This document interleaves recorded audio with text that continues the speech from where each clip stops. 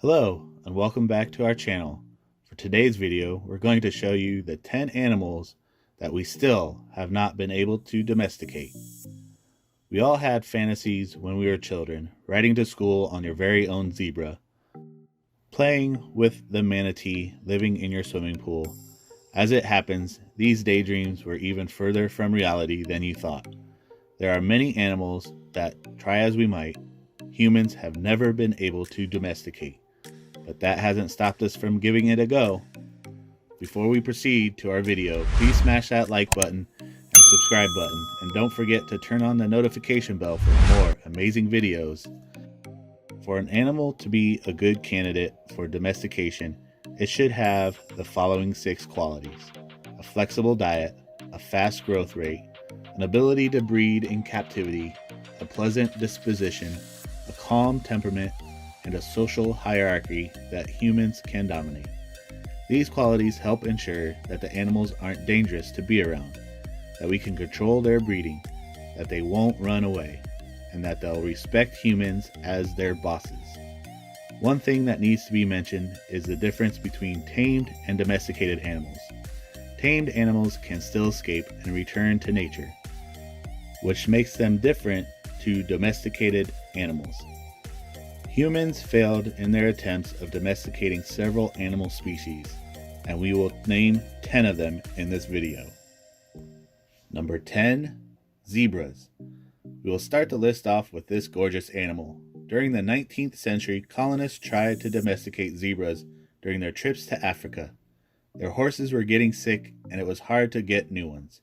The easiest solution seemed to be to turn to zebras. As it turns out, zebras are actually quite different from their non-striped counterparts. Their temperament is much more hostile, and they tend to freak out under stress, making them bad candidates for domestication. A few adventuresome Europeans managed to tame one or two of them in the 1800s, but large-scale domestication was never meant to be. The aggressive nature of the zebra has been traced to its evolution. It shares its habitat with predators like lions, crocodiles, hyenas, leopards, and man. This was a major issue with the colonists, who feared that these predators would be attracted to their domesticated zebras. Number 9, the Scottish wildcat. This little kitten might look like an adorable pet you have at home, but make no mistake, this cat is as wild as they come. These Scottish natives are actually the largest land predators left in Britain. Despite the success humans have had in domesticating the Scottish wildcat's relatives, this cat remains singularly untamable. They are known to fight to the death rather than submit. Even those cats that have been captured at a young age and raised in captivity refuse to accept human domination. Pound for pound, these cats are as powerful as any other on the planet. Number 8, dingoes. Dingoes are dog-like animals that live in Australia. Despite their similarities to dogs, they are not considered dogs and are not domesticated. Australian farmers even consider them as pests. Interestingly, it seems like we partly domesticated the dingo thousands of years ago before allowing them to return to the wild. There is a little difference in the way we domesticated dogs and dingoes. Although dogs are considered companions, early native Australians, who probably domesticated the dingoes, considered them a source of food. Besides, native Australians did not selectively breed the animals for their favorable characteristics. Number 7, bonobos. Bonobos make for an extremely unique example of domesticated animals. Why? Because humans did not domesticate them. They domesticated themselves. We're still trying to figure out how this happened exactly. It is presumed that the process started almost 2 million years ago in Africa, when the ancestors of the bonobos were separated from the chimpanzees by the formation of the Congo River. Bonobos were placed south of the river and enjoyed more favorable living conditions. They had enough food and could lead camper lives. This is why females could be more selective about who they want to mate with. They preferred males who were more gentle, and the aggressive ones died out, creating the bonobos. Number 6, raccoons. Raccoons are a good candidate for domestication. They are skilled climbers and can enter tight spaces, making them an excellent working animal. If domesticated, they would be useful for senior citizens and the physically challenged. However, they cannot be used as working animals because they have not been domesticated. Despite their cute looks, raccoons are aggressive and destructive. They are naturally curious, like moving around, and quickly become destructive when confined to an area. They usually need to be constantly monitored and bite when hungry or angry. Bites can turn fatal because they can infect humans with rabies. As raccoons can use their hands like humans, they will usually attempt to open anything they lay their hands on. They are also experts at escaping. In fact, this is a major reason why domestication attempts have failed.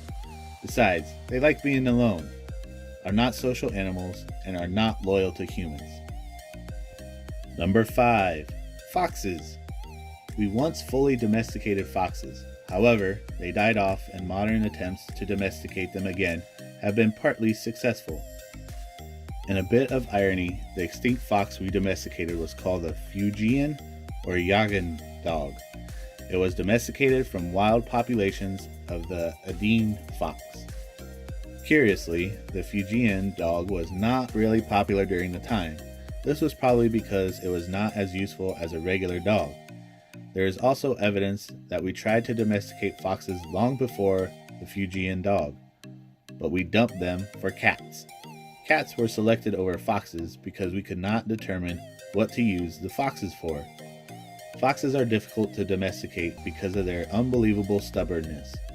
Russian geneticist Dmitry Belyaev sought to change this in the 1950s when he started a project to domesticate the silver-black foxes. Silver-black foxes are actually red foxes affected with melanism, which is the opposite of albinism, and makes affected animals appear black. 4 generations later, the foxes were displaying dog-like behaviors. They develop a fondness for people, wag their tails, and lick their breeders. 50 generations later, they are barking, respond to humans, and understand gestures. They also make noises that are distinct from wild foxes. The project is ongoing and is considered successful. However, the foxes are tamed, but not domesticated. Number 4. Elephants. Asian elephants are not considered domestic animals, even though they have been captured and trained for over 3,000 years. Rather, they are classified as tamed or wild animals. Captured and trained Asian elephants are not considered domesticated animals because they were not selectively bred. Selective breeding means that humans will select the offspring to breed based on certain favorable traits. To be domesticated, they would need to be selectively bred for up to 12 generations. By the 12th generation, they should be genetically distinct from their wild ancestors and would be considered domestic. Number 3. The hippopotamus. Humans have wisely stayed away from the hippopotamus, one of the world's deadliest animals. More people are killed by hippos every year than lions, elephants, leopards, buffalo, and rhinoceros combined. Obviously, any meeting between a human and a hippo will most likely end up badly for the human. Hippopotamuses have large teeth and are unbelievably fast. Hippos can run up to 48 kilometers per hour, or that's 30 miles per hour, despite their massive weight. Usain Bolt, the world's fastest man, barely reaches 45 kilometers per hour, or 28 miles per hour. Nevertheless, there have been independent attempts to domesticate the hippo. As expected, those efforts ended badly. In 2011, Maurice Else, a South African farmer and army officer, was killed by a 1.2-ton 5-year-old hippo he was trying to domesticate.